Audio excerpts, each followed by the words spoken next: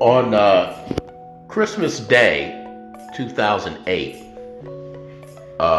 the Los Angeles Lakers beat the Boston Celtics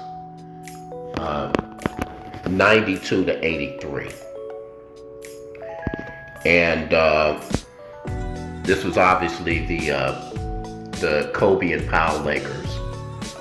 And it was the season following their loss in the NBA Finals the prior year. In that game, first of all, the Boston Celtics were fully stacked. All four of the future Hall of Famers that were on that team played. And Kobe Bryant went for 27 points on 56% shooting. Pau Gasol went 7 for 14, 20 points. Why do I bring this up? I bring this up because this was a statement game. And Kobe Bryant wanted to make a statement to his team and to the Boston Celtics that we are coming and you're not going to beat us this year. Because losing was not an option. Kobe Bryant had cried on the sidelines the prior year. And the truth of the matter is, we all know, he was just outgunned. He just didn't have the skill. They may well have had a chance to win that series had Andrew Bynum played. But then again, I'm not sure the Lakers would have signed Pau Gasol if Andrew Bynum had stayed healthy. So, but in any event, the Lakers lost the series, and the next year went on to win 65 games and win the NBA championship. Why do I bring this up? I bring this up because I want to talk about Anthony Davis. Last night, Anthony Davis, to some degree, redeemed himself. He went for 30 and 12 against the Booker and Beal-less Phoenix Suns. But they won the game. The Lakers won the game. But as we all know, the other night, Anthony Davis scored 0 points in the second half against the defending NBA champion, the team that swept him the year before. We all have to ask the question, where is your pride? Where is your pride?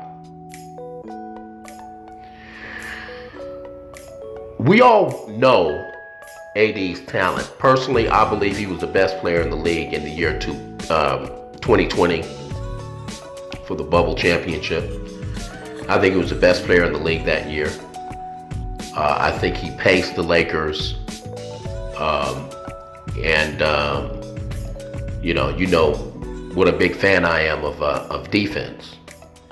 And I've said that, I think I said in the last video, AD should be dominating the league. We know that he isn't. And so it begs the question, what's wrong with Anthony Davis?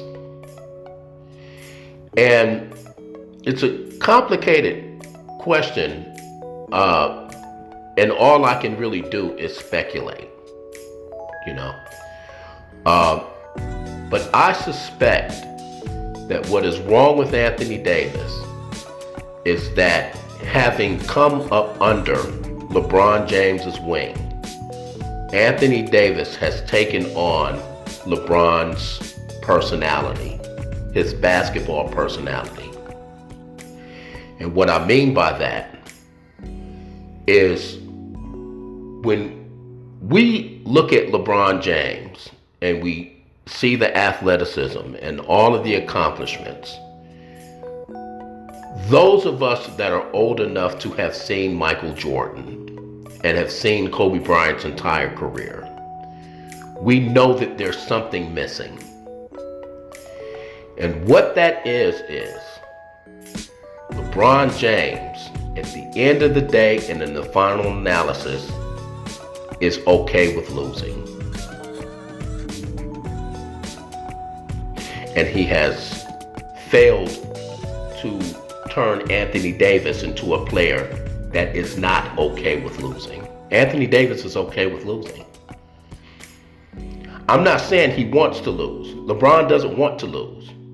Okay? I'm not saying that. But there's a very fine line, but a significant difference between being okay with losing, at peace with losing, accepting it, and finding it unacceptable. I want you to look at the major milestones of Kobe Bryant's career. Okay? He's drafted to the Lakers. In front of him is an all-star caliber two guard. Kobe moves him out the way, forces him to be traded. He emerges as an all-NBA caliber player. In front of him is the most dominant offensive player perhaps in NBA history. He moves him out the way. That player leaves, and he's tasked with having to win with basically a G League team or a D League team. I'm not sure which one it was at the time. And the Laker organization tells him basically, you're on your own. He pushes that mountain. And in fact, by the year 2008, before they signed Pau Gasol, okay, that Laker team is 26-11. Okay? In the playoffs, they face one of the most talented teams in NBA history and lose. He comes back, wins the championship, and then the next year wins it again. Every single time Kobe Bryant was faced with adversity, he pushed it out the way. And this is the problem, okay? What LeBron does, he does not push obstacles out the way. He cuts corners. He short circuits. He goes around. He changes the rules. He redefines the rules. He doesn't push through. And that's, I think he and his camp know, they know that that is what most LA fans believe about him, and it drives him crazy. You see, Rich Paul made a thoroughly absurd statement, and to be such an accomplished businessman, Rich Paul said some really stupid things. One of the things he said in an interview, recent interview with Shannon Sharp, he said that the Mamba mentality was defined after Kobe Bryant retired. Okay? And when you listen to the interview, you just get the impression that this man doesn't get it. He doesn't get it. The Mamba mentality is about pushing through obstacles and winning. It's about winning.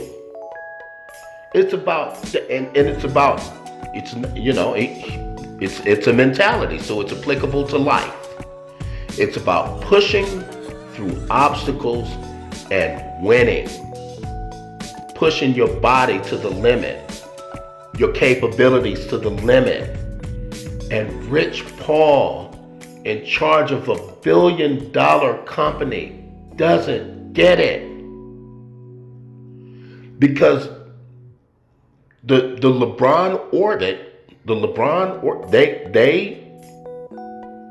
they are at peace with. They are at peace with, well, we'll do the best we can, but, whatever happens, happens. And, well, we've got 6 finals losses, but, hey, let's redefine the definition of GOAT. And, let's try to make it, it's actually about stats and longevity. And, it's just, Anthony Davis has peered into LeBron James's soul. And he has concluded that at the end of the day, in the final analysis, it's really not that important to win championships. Because after all, it's not that important to LeBron. So, if it's the second quarter, if it's the second half, and you're playing the Denver Nuggets, and you're behind 9-10 points, well, probably not going to win this one. Let's just go ahead and make a business decision, pack it in, not push too hard. I don't want to get injured, and let's, go back the next game. It's a business decision, right? Just like LeBron likes to make the right, quote, basketball play. Okay? He stopped scoring the other night because Denver is ahead and he didn't think he had a chance to win the game. So he made a business decision. Let me push myself. I don't want to push myself too hard. We're probably not going to win this one. No, I don't want to work out too hard during the off season. I've got a family and I want to take it. I want to enjoy life. And all that's great. It's just not about winning. If you just want to be, happy and well-rounded and all that's fine. There's nothing wrong with that. Okay? It's just not about winning. And Anthony Davis is perfectly fine being Charles Barkley. He does have a chip. Barkley doesn't have one. Anthony Davis is just fine being, acknowledged as a great player that had a chip. And, but he doesn't have that burning desire to get to be on top. Because in actuality, LeBron doesn't either.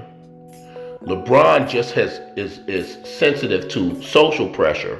And so he has manipulated his circumstances such that it enables him to be able to have a lot of great teammates and put himself in position to win.